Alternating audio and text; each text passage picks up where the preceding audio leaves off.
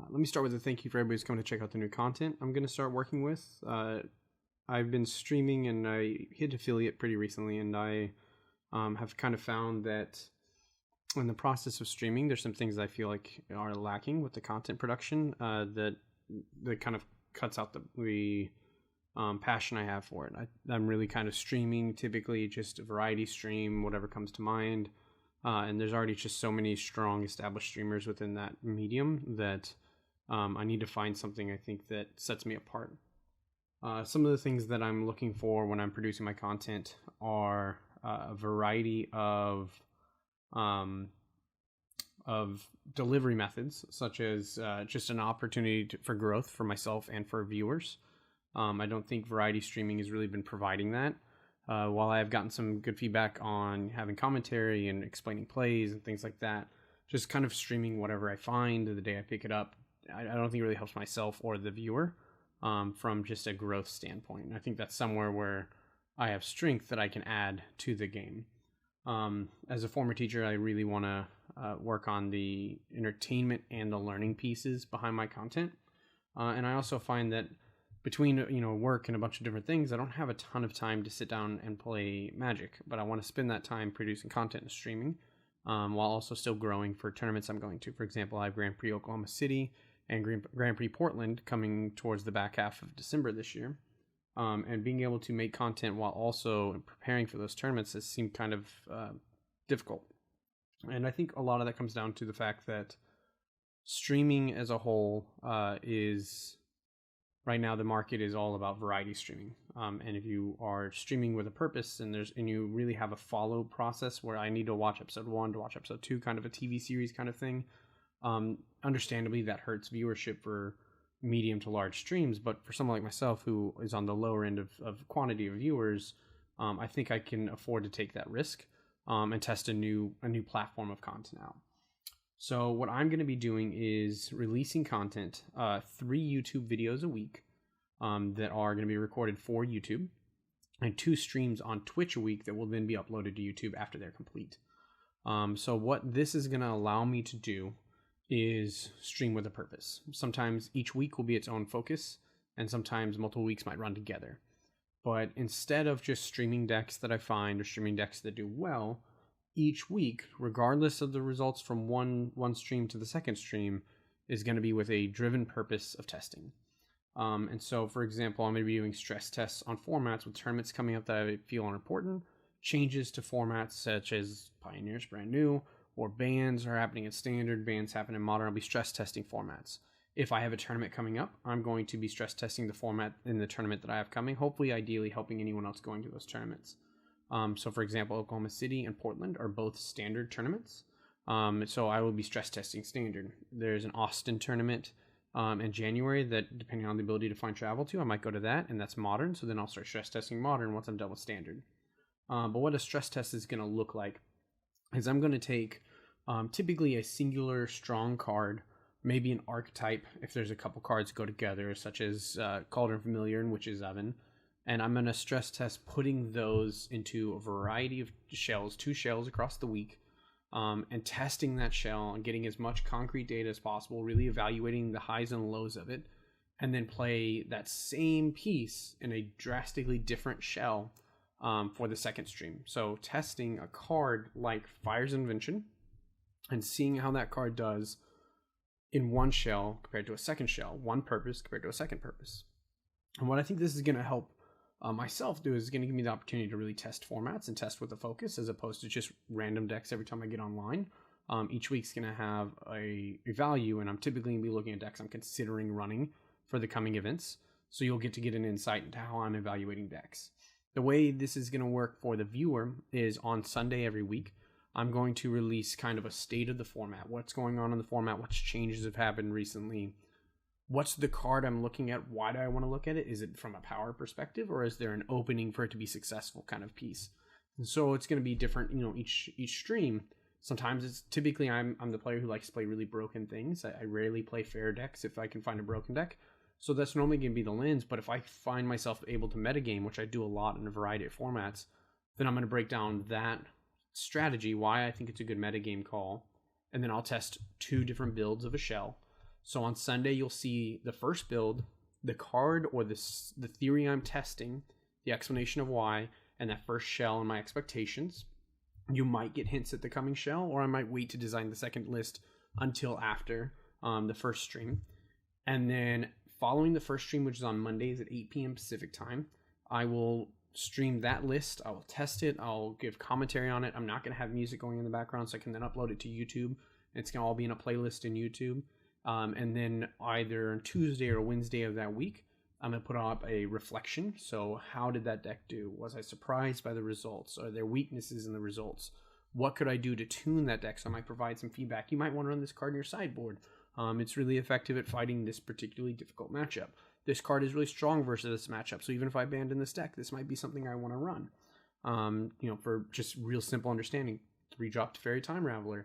Oh, it's really good against control decks. So if I'm playing a Fire's Invention deck, I might want it in my deck no matter what. So I'm looking at those kinds of pieces. And then I'll give a preview of what the next shell is going to look like on that Tuesday, Wednesday video on YouTube. Then from there, I will play what the next shell is going to be on Thursday night at 8 p.m. Pacific time, 10 Central. It's a little bit late, but it just allows me to kind of still accomplish some of my work tasks I have to do. And also I dodge some of the bigger streamers. So this way people have an opportunity to come visit me. But if it is late, the upside with this new process is if it's too late for you to jump in on the stream, you can still hit me up on Twitter with questions, with feedback, with observations, things you want to see differently, ways I was playing the deck, because you can also still watch that video on YouTube after the stream is finished on Thursday. Then either Friday or Saturday, depending on how much I have to really process and how much time goes into the video, I'll post a third YouTube video, which is a reflection of the week. So how did this card do as a whole across both shells? Is it something really effective that I really want to run? Or is one shell better than the other? If I was going to rebuild both shells, what might I do differently? Where's there overlap in the cards? Say, for example, my first week's going to be Fire's Invention, and I have a Planeswalker-centric build that's multiple colors and combo-y, and I have the combo version of the Cavaliers. So what cards overlap between the two? So you can start looking at the pieces you might pick up to run either deck. But it's really going to be not always a brew. So there's not very often going to be brew. It's more often going to be me tuning, unless I find something really open in the metagame that I'm surprised nobody's built. So I'll reserve the opportunity to be a brew, but it's not always going to be a brew. Additionally, if you have a list that you're playing and you really like it and you think this deck is really strong, you can send it to me. And match 1, I'll play your list, or maybe a slightly tweaked version of your list, somewhere where I feel comfortable in the format. I'll break down what I like and don't like about it in the first video. I'll play your list or close to your list in the first stream. Second stream, break down what my takeaways were. And then I'll try to really fracture and adjust your list. So if you're sending me a really controlling deck, I might turn it into a mid-range or tempo deck. If you're sending me a really heavily aggro deck, I might shift and splash out the colors to test. So in mono red, now I'm going to splash a little white and see what happens for the second stream. And then in that third stream, same as always, we'll have that reflection piece. Really what this is going to do is I don't have the highest average viewership, so I feel comfortable taking this risk with the channel. I know that I have time to produce content, but I don't have time to sit down 4 or 5 days a week and stream between a lot of other things I have going on and the ability to test for tournaments I have coming up, which I'm putting money into. So I need to stop just kind of rolling out and hoping it's good. So it's going to allow me to have a lot of focused point. It's going to allow me to provide insight to viewers on the way I'm testing decks, how I'm preparing for a tournament, how I shift and adjust lists. Because even though you're not going to see me build the list from scratch, you're going to have my logic behind it, the test, the adjustments, the test, the adjustments. So it's just an opportunity for newer players or players that might view the game differently. I've been told I view the game very differently than the way a lot of players do it, as far as what I value in gameplay between opponents and what I think is really important. So it's going to give you an opportunity to really kind of broaden that view while also having a very purposeful process. Currently, it's not a very common stream method. I personally haven't found a streamer that really has this week-long process, this TV series almost thing. But I think it's something that is missing and can be beneficial for a certain set of the audience. I understand a lot of the audience isn't in on that, but at the same time, the streaming content is still going to be just me jamming a deck and talking about the deck and tuning the deck and talking through plays. So it's still, even if you miss a video, you can still jump in wherever.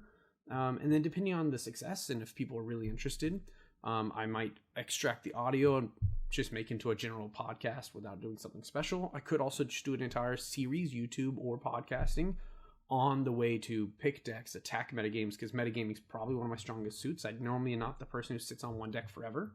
And so, that's a strength I have. And so I might do a series on that. Additionally, while it's not going to be all brews, and while typically 1 week to the next week is going to be a different stress test, if I have a card that I think is really good, say Fires of Invention, I'm like, okay, well, I've got the Cavaliers deck, the Jeskai one. I have 4-color Planeswalkers, might go 5-color Planeswalkers. What if I go red-green, Stompy with Fires of Invention, start getting these free spells and have some activation lands? There's different options that you have with it. So I'm going to really kind of test a variety of things. And so some weeks it might be just that one series, and the next week something totally different. Week 1 might be Fires of Invention. Week 2 might be Cauldron and Witch's Oven. The decks might be decks that you've seen top 8 or win events recently, and then another version of that shell that's adjusted heavily to test that piece, to see if that piece alone is strong enough to be worth exploring more. But then also sometimes it might be a brew. So there's going to be a variety of things, also a variety of formats. But I really encourage you, if you have something that you want to see tested, you want to see tuned, post below and share that out and let me know. You can find me on Twitter at Busted Sleeves, on YouTube at Busted Sleeves, and on Twitch at Busted Sleeves. They're all the same tag, so you can follow me across all 3 mediums and you'll get that full process. If you want to see what content's going on that week, on Twitter, it's going to be my pinned post every week. I'll replace the pinned post every week with whatever that series is going to be. But I look forward, joining in and you following along, and you can watch for the first video should be up tonight as well. Where we're going to be looking at the first stress test for our standard decks as we're getting ready for Grand Prix Oklahoma City and Grand Prix Portland 2019. So, I thank you very much for joining in. Again, the new series is actually going to have the title of Wizard Trails. I just moved to Portland, Oregon. So, feel like that's a cool title to give it. And I want to give it a name. So if I do turn it into a YouTube series, whichever path I go down, I want to give it something that stands out. Obviously, this might get adjusted some moving forward. But this gives it a name to really kind of call out to it later. But yeah, make sure you give the like and the sub on Twitter, on Twitch, and on YouTube to follow along the series. If you have a deck that you really want to see how a player who's been playing since original Zendikar would test that deck and would adjust that deck and shift in the meta, please share it out. I'm always down to test and tune different people's lists, especially if you feel like it's really wide open in the format. But thanks for jumping in, and I look forward to starting the series.